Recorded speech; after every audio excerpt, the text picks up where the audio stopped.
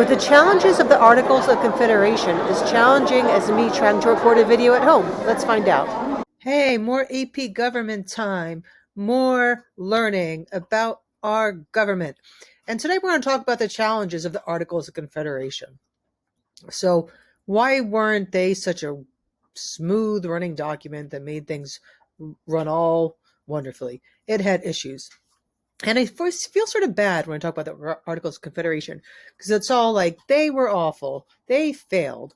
Our country would have fallen apart if they continued. Wah, wah, wah. Well, that's mostly true. But I think we need to give them some credit when credit's due. Now, I will tell you, there's a speaker out there, and she's trying to promote that the Articles of Confederation were good. They just weren't enforced correctly, and that they would still be okay today. Her name is eluding me. I'll try to bring it up in class or send me a message if you're not in my class. But for the most part, it really wasn't going to work. And it wouldn't work today. But we need to understand what was happening when it was written, and why we shouldn't just like throw it under the bus or whatever was around at the time, the wagon. Okay? Remember, we had a government when we were under the crown. When we were colonies, we were part of a government. We might have not liked that government. We might not have liked how we were represented or not represented under that government. We might not have liked how that government taxed us. But we were still part of a government.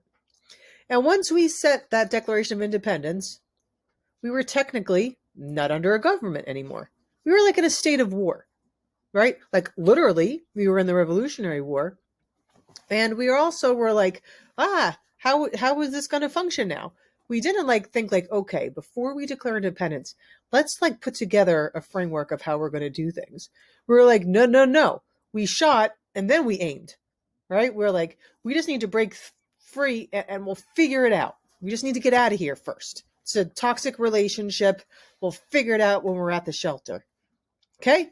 So John Dickinson was a politician, one of our founding fathers, if you will. He was from Delaware. And he did so many really important things during the days leading up to our revolution and through our revolution and our early republic. Trying to put together the Olive Branch Petition, just one of many things. Now, he put together the Articles of Confederation, primarily, not 100% by himself. There were others who tried to put one together. Even Ben Franklin tried to put one together, and they're like, no, that's not going to work. Dickinson's was the one that made the most sense. And because the Articles of Confederation failed, we never really think of him as like he's not on currency. There's no musical after John Dickinson, right? But we have to realize that we were out there needing something. He came and put something together. And what he put together is basically what people wanted. The Articles of Confederation weren't like, wow, this is really messed up. No, this is basically what people wanted at the time. 13 states wanted to come together in a confederation. They each wanted to keep their autonomy, right? They wanted to act like almost 13 different countries, but they wanted to come together so that they can work together, whether it was against Britain or for other things, but still remain sovereign nations. And each state basically had their own constitution. They weren't identical. They had different things, different factors, different characteristics, but they each had one. Okay, we will look at the actual Articles of Confederation. And it's nothing fancy. You know how there's a preamble, and we have for our Constitution, the Declaration starts all fancy smancy. This is whereas the delegates of the United States of America in Congress assembled did on the 15th day of November in the year of our Lord 1777, and in the second year of the independence of America, agree to certain Articles of Confederation and perpetual union between the states of New Hampshire, Massachusetts, blah, blah, blah, right? They're just saying, hey, we are in the second year of our war, and this is the states involved, and we're going to come together for this. And the first article is just what we're going to be called. So you can thank John Dickinson for calling us the United States of America. Then the very second thing, the article, each state retains its sovereignty and freedom and independence, right? So this is important. This was important to the states. They just got rid of this tyrannical king, or they're in the process at least. They didn't want to have some other state telling them what they could do. So, how was it structured? Well, they voted with the unicameral legislature, which means one. Now we have a House and a Senate. They just had one. That was called Congress. They did not have an executive. There was no president for the first many years of our country. There was no executive. There was no judicial branch, no Supreme Court. And so, what would happen if there was a national issue when you don't have an executive? What if there's a domestic insurrection? P.S. Those things happen, right? Can Congress, with this unicameral legislature, really take care of all these problems? So I also want you to think, was this a constitution or a treaty? Now, the AP people really want to push the idea that maybe this was a treaty as well. I haven't heard that explanation from many academics, but there's a point here. A treaty is a contract in writing between two or more parties. We all agree to come together, but we're still our own country. We're still our own person. Where a constitution is the basic principles and laws of a nation, determines the powers and duties of a government. And there wasn't much powers and duties of any national government under the Articles. It was just more of the other ones coming together, which is why I want you to think of it through the lens of not the same type of constitution, like a treaty-esque constitution. It's a confederation. It's a confederal constitution is what it is. Now, what are some of the key structural components of the Articles? Like I mentioned, it had a unicameral Congress, 2 to 7 members per state, 1 vote per state, right? So little Delaware had the same voting power as big Massachusetts did, right? All the people in the legislative office only served for 1 year, right? And that was important because they didn't want this strong government with this big structure of stability that would maybe seem tyrannical. Also, it was really important to the founders that a really good legislative branch that represents the people is consistent of the people. So if you're only going to serve for 1 year, you're not going to give up your job back home, right? So it was really a branch of the people.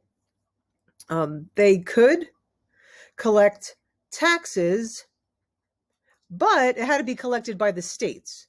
And some states might have been like, well, I don't feel like charging my people some taxes for this.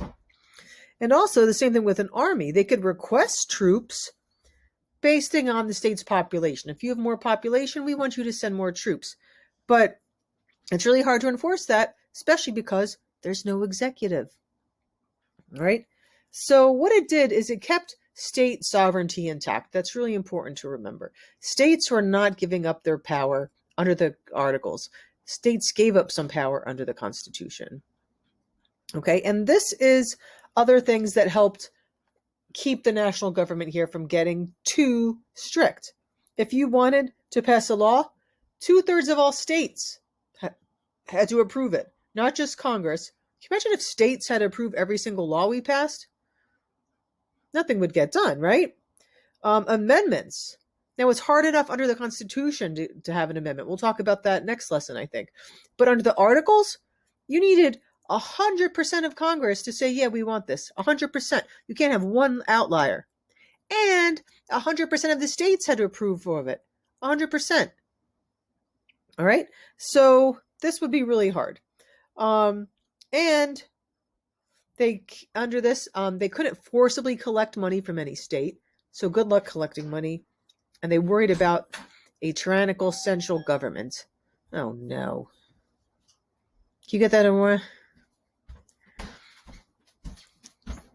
This is the part where I have to answer the door and doorbells and stuff. All right, back to this. So when we also think about why we shouldn't just throw them under the bus to think they were crazy, it's because, thank you, it's because they also had a concern over a tyrannical government. They were really worried about that, right? That's what they fought against. So they wanted to make sure that they didn't have one in place again, which is why they put all these structural barriers to prevent from a large national government from being created. So does this fear actually unite the states is something to think about. Were they actually more of a unified group because of this? Keep in mind there's no judicial branch. They cannot regulate interstate or international trade. So things going between states couldn't be regulated. Each states could have different rates, different things, different policies, different fees and taxes with different states. There was once again no compulsory ability to fund debts or policies. Sorry, I'm getting really distracted here. I'm going to be honest. And also, it was too difficult to pass legislation. So they had this fear to prevent this large power, but it was also preventing them from being successful at the same time. All right, so I'm going to conclude it with some events. Some events exploited these faults in the articles. Oh, and hold on. I wanted to bring this point up. This is the actual document that it was written on, to all of whom. Remember how I may have said, which might be controversial, that we overplay the "we the people" part, because it's actually "we the people of the United States." But you see "we the people" everywhere. People have it on murals, on t-shirts, on socks. There would have never been socks that said "to all to whom" on it, right? I don't think "to all to whom" would have ever been a mural. The articles are they just have no flair. They're just not catchy. If anyone finds socks or a t-shirt that says "to all to whom," you let me know about it. Okay. Anyway, the events. Some of these events exploited the article's weaknesses.